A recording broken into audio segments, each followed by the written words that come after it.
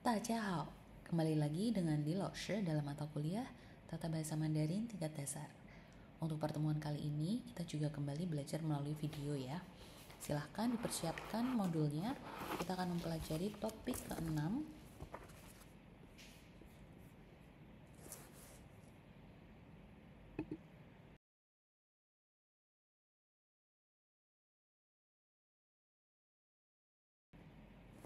yaitu terkait kalimat retoris atau di dalam bahasa Mandarin kita sebut fan wenju.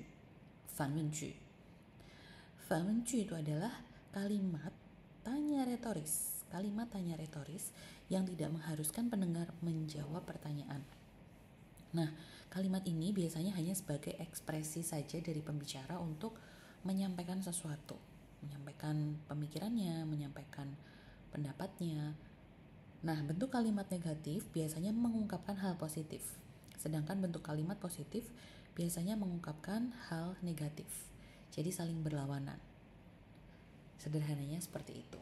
Nah, kita lihat ya contoh yang pertama. Di sini kita menggunakan kata tanya, ma, yang tentu sudah kita pelajari ya dalam materi-materi yang lainnya. Kita menggunakan kata tanya ma atau di sini dilengkapi dengan kata 不是什么什么吗 不是什么什么吗. Kalimat ini di sini untuk menyatakan apa? Yaitu sebuah peringatan atau mengungkapkan ketidakpengertian penanya sebagai ungkapan ketidakpuasan. Jadi dia bisa mengungkapkan memang betul-betul tidak mengerti, tapi ternyata juga bisa mengungkapkan ketika kita tidak puas terhadap sesuatu hal. Teman-teman bisa lihat pada contoh kalimat di bawah ya, di halaman 34 atau di layar ini juga sudah saya tampilkan. Nah, ceritanya sekarang adalah 上午10点, jam 10 pagi. Nah, jam 10 pagi waktunya untuk 上课. Kemudian di sini dialognya adalah 别睡了，你今天不是有课吗? Kita lihat dulu kalimat yang pertama ya, 别睡了. Dia mengungkapkan apa? Larangan ya kan? Larangan atau peringatan dan mungkin juga sesuatu yang dia rasa wah ini nggak pas nih, nggak benar nih, harusnya jam 10 itu bukan jam 10 pagi ya, maksudnya ya jam 10 pagi ini bukan waktunya untuk mereka atau dia tidur, tapi waktunya untuk 上课. Maka dia bilang 别睡了，你今天不是有课吗? Kemudian dalam dialog ini direspon dengan 我马上就起床了, aku segera bangun gitu. Nah, dalam kalimat ini maksudnya apa? Berarti dia menyatakan bahwa dia sedang memberikan peringatan, walaupun bentuknya kalimat tanya kan sebetulnya, tapi di sini seolah-olah dia bilang, 你今天有课，你不应该睡觉. Kamu ada kelas, kamu ada kuliah. Kamu tidak seharusnya sekarang ini, di waktu ini, 上午10点，就是在这个时间睡觉. Tidak seharusnya tidur di jam atau di waktu ini. Kita lihat contoh berikutnya. Siapa sih yang gak kenal Bali? Ternyata Bali itu sangat terkenal loh di kalangan teman-teman kita dari negara-negara lain. Ya, begitu pengalaman saya dengan teman-teman dari negara-negara lain, mereka sebagian besar pasti tahu Bali.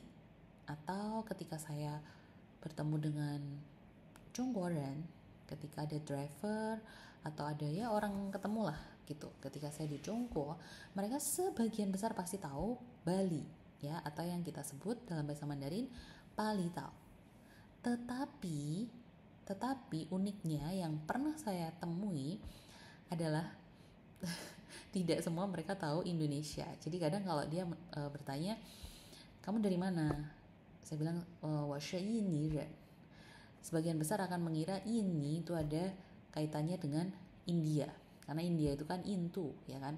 Ini atau Indonesia sebenarnya kayak gitu kan nama yang lebih lengkapnya. Tapi sebagian besar mereka menganggap demikian. Iya, tentu ada yang tahu Indonesia itu di mana. Tapi ada juga yang menganggap itu sama dengan India.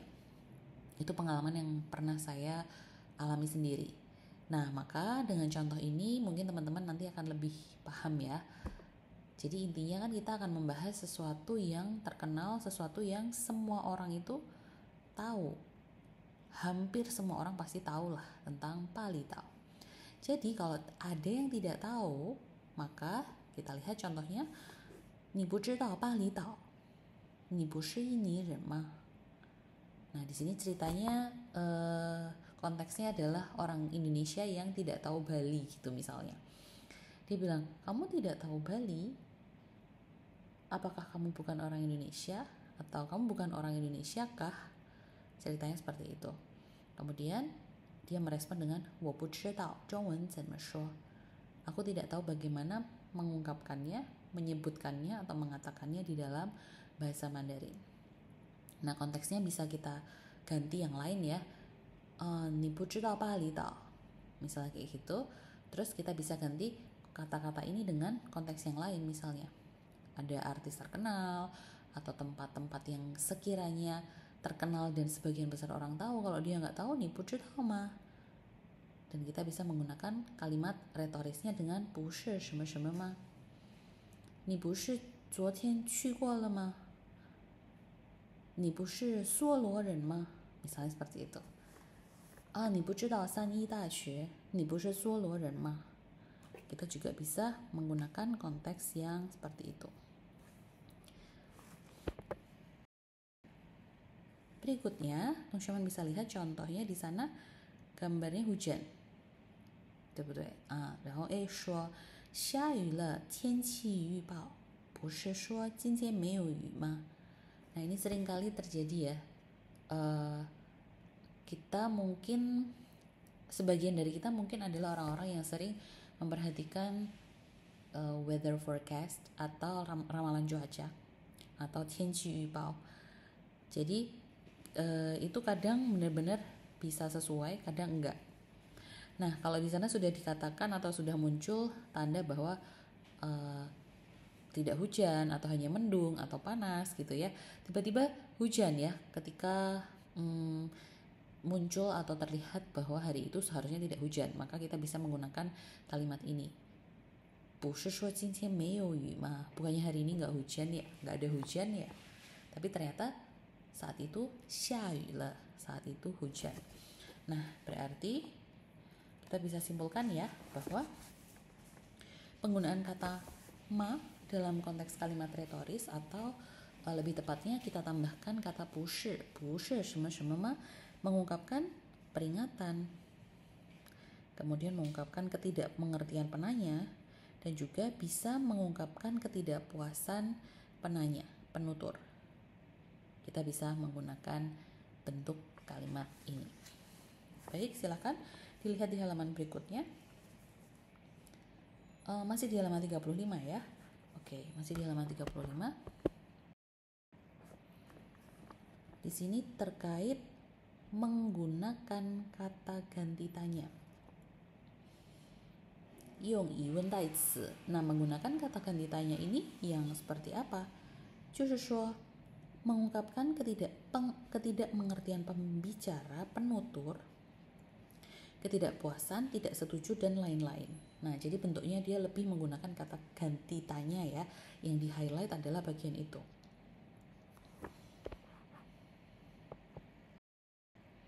Contohnya penggunaan 谁 和什么的疑问代词. Artinya masih sama dengan arti semula. Bagaimana maksudnya? Langsung kita baca ya bersama-sama. 大家可以一起读 contoh kalimatnya. 那本书那么贵，谁要买? Ini di sini juga masih masuk kalimat retoris loh ya. Coba teman-teman ulang lagi baca sendiri. Ya, 很好. Jadi maksudnya apa? Di sini 没有人要买. Jadi kalimat 谁要买 ini bukan benar-benar bertanya siapa yang akan membeli, bukan, tapi ada makna di dalamnya, yaitu tidak ada orang yang mau beli karena konteksnya sudah disebutkan di depan. 那本书那么贵， buku itu sebegitu mahalnya, siapa yang mau beli? Jadi artinya bukan benar-benar bertanya siapa yang mau beli atau dia sedang mendata nama-nama orang yang akan membeli, itu bukan seperti itu ya. Tapi di sini lebih ke dia merasa ya Mei dan ya nggak ada lah orang yang akan beli, siapa yang mau beli buku semahal ini gitu. Kalimat berikutnya, ni shenme shihou shuo, ni shenme shihou shuo. Nah, kalau kita rasakan benar-benar kalimat ini tuh bukan secara harfiah itu dia betul-betul bertanya kapan, kaitannya dengan jam, tanggal, bulan, tahun dia berbicara atau mengatakan hal tersebut, tapi si penutur, orang yang menyampaikan ini, dia punya maksud adalah bahwa lawan bicaranya atau mitra tuturnya itu haimeo shoko, nggak bilang, belum pernah menyampaikan, belum pernah mengutarakannya. Jadi dia bilang, ni shenme shihou shuo, kapan kamu bilangnya, kapan kamu ngomongnya, kapan kamu menyampaikannya. Nah, jadi dalam kalimat itu maksudnya demikian. Tidak benar-benar dia menanyakan waktu ya, waktu dia berbicara itu kapan, itu bukan seperti itu. Baik, lanjut ya ke contoh berikutnya. Nah, yang kedua dari bagian menggunakan kata ganti tanya ini, di sini kita akan menggunakan kata nar, nali, dan zhenme. Penggunaan ketiga kata ganti tanya ini seringkali adalah sebuah bantahan, sebuah ketidaksetujuan ya, negasi, bantahan, kita nggak setuju, kita nggak cocok, nggak sesuai dengan yang lawan bicara itu sampaikan atau pikirkan. Kita lihat contoh kalimatnya, teman-teman. Setiap ada contoh kalimat bisa ikut baca ya. 我们班有30个学生，哪儿有100个学生？ Jadi di sini maksudnya adalah ya yang ada sungguhan di lapangan, yang terjadi sesungguhnya atau yang ada di dalam kelas itu, lebih tepatnya adalah 不到100个学生. Dia bilang 我们班有30个学生. Ada 30 murid di kelas kami. Mana ada 100 murid? Jadi bisa 哪儿哪里也可以 哪儿或者哪里. Mana ada 100 murid? Berarti kesimpulannya ya nggak ada 100 murid di dalam kelas itu, begitu. 好，下一个，老师给你1个月的时间，怎么还没写？老师给你1个月的时间，怎么还没写？ Kalau di materi-materi yang lalu kita juga sebetulnya belajar kata zhenme, betul ya? Tapi zhenme yang itu konteksnya beda, ya kan? Dia menanyakan konteks yang lain, sedangkan di sini bukan menanyakan cara dia menulisnya, bukan menanyakan bagaimana dia menulisnya, tapi di sini adalah sebuah ungkapan bahwa seharusnya dengan waktu 1 bulan yang diberikan sudah menyelesaikan tugas tersebut. 我们看一下，再读一遍吧。老师给你1个月的时间，怎么还没写？ Jadi 应该已经写完了啊， seharusnya ya sudah selesai ditulis, seharusnya sudah selesai dikerjakan. Begitu. Jadi 怎么还没写？ Enggak benar-benar nanya bagaimana kamu kok belum selesai nulisnya, tapi itu adalah sebuah ungkapan si penutur, orang yang menyampaikan ini heran gitu. Ya seharusnya itu sudah selesai, 1 bulan loh kasih tugasnya, kok belum selesai, kok belum ditulis, begitu. Kita lanjutkan materi berikutnya, masih di halaman 35, yaitu ya betul, shenme. Shenme di sini mengungkapkan apa? Ya, berarti tidak setuju atau tidak merasa puas dengan sebuah kejadian, dengan sebuah pendapat, dengan sebuah pemikiran. 好，我们一起读。这件衣服不好看，漂亮什么？意思是什么呢？这件衣服不漂亮。对的。Baju ini nggak bagus. Cantik apanya? 漂亮什么？好，下一个，男什么？我都能得到100分呢。所以意思是什么呢？不难。可能kemungkinan ini konteksnya adalah ujian, tes, atau kuis atau mengerjakan soal gitu ya, mengerjakan exercise. Ada orang lain yang bilang wah susah sekali. Lalu orang ini mengatakan nan shenme. Susah apanya? Apa yang susah? 我都能得到100分呢. Aku pun bisa mendapatkan nilai 100. Jadi maksudnya dia bukan bertanya nan shenme itu yang sulit itu apa itu, no, bukan seperti itu.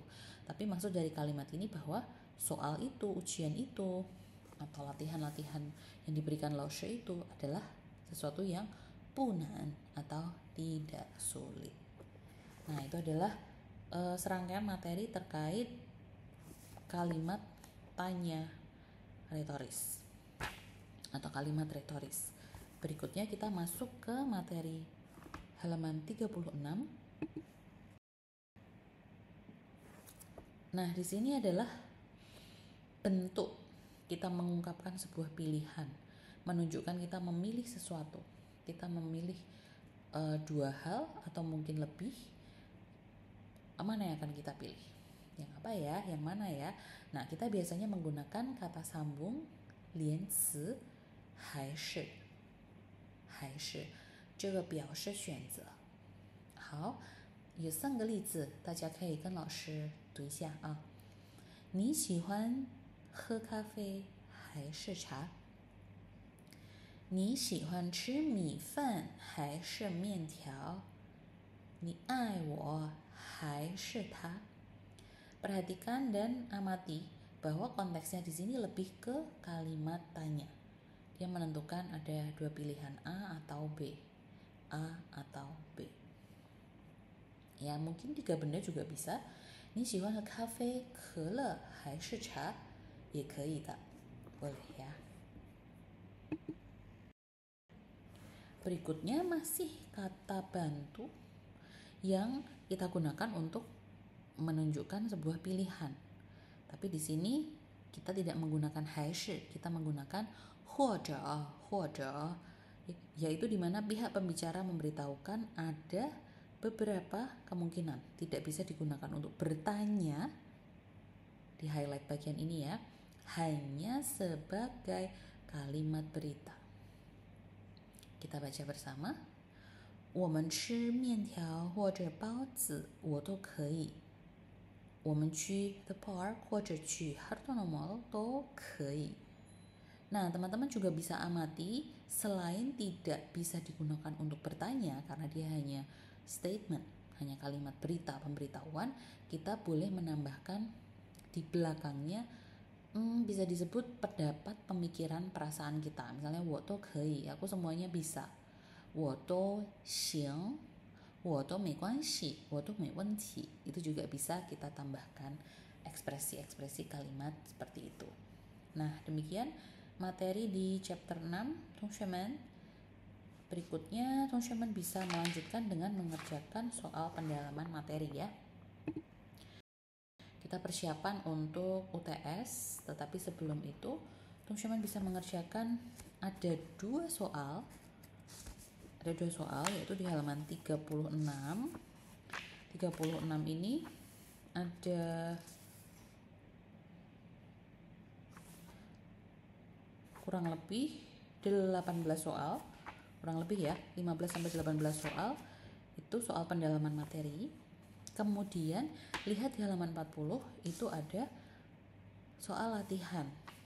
Nah, di halaman 40 sampai halaman 47, 40 sampai halaman 47 itu adalah juga soal-soal latihan yang Tongxuemen harus kerjakan. Jadi ada 2, nanti dijadiin satu file PDF aja, jadi nggak usah dipisah, dijadiin satu. Tapi teman-teman bisa kasih judul soal pendalaman materi sama soal latihan 1 lian shi ti juga boleh ditulis seperti itu untuk persiapan nanti UTS. Jadi nge-review ceritanya, review dari chapter 1 sampai chapter 6. Nah, manfaatkan kesempatan ini untuk belajar sehingga nanti tidak kesulitan ketika menghadapi soal-soal di UTS ya. Silakan boleh berdiskusi di dalam kelompok, tapi masing-masing mengerjakan sendiri-sendiri. Masih sama, silakan dituliskan di buku kotak, kemudian diberi nama tiap lembar, difoto dengan jelas, dikumpulkan dalam file PDF, dan teliti sebelum mengunggah dokumen-dokumen tersebut. Begitu. Kita juga masih memberlakukan forum diskusi. Silakan teman-teman bisa menuliskan pertanyaan atau tidak harus selalu pertanyaan. Misalnya menambahkan contoh kalimat atau apa sih yang sudah dipelajari atau didapatkan selama mempelajari materi yang ke-6 ini. Gitu. Kemudian perhatikan setiap deadline tugas ya, karena tidak ada perpanjangan waktu. Lalu saya juga mengingatkan bahwa kita materi UTS-nya chapter 1 sampai 6 materi-materi itu ya. Jadi teman-teman bisa review lagi, bisa dipelajari lagi materi-materinya, dan jika ada kesempatan mengerjakan PR tugas ini tidak dijadikan beban tapi dijadikan sebagai sarana untuk belajar. Demikian materi hari ini, semoga bermanfaat, menambah ilmu pengetahuan, dan tetap semangat meskipun pembelajaran kita dilaksanakan secara online atau melalui video pembelajaran seperti ini. 好，谢谢大家，我们下课再见。